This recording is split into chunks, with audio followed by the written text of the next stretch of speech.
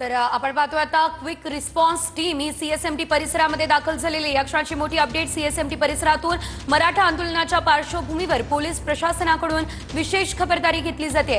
कोणताही अनुचित प्रकार घडू नये म्हणून ही काळजी आता घेतली जाते। या संदर्भात आमच्या प्रतिनिधींनी आढावा घेतलाय, पाहूयात त्या ठिकाणची परिस्थिती।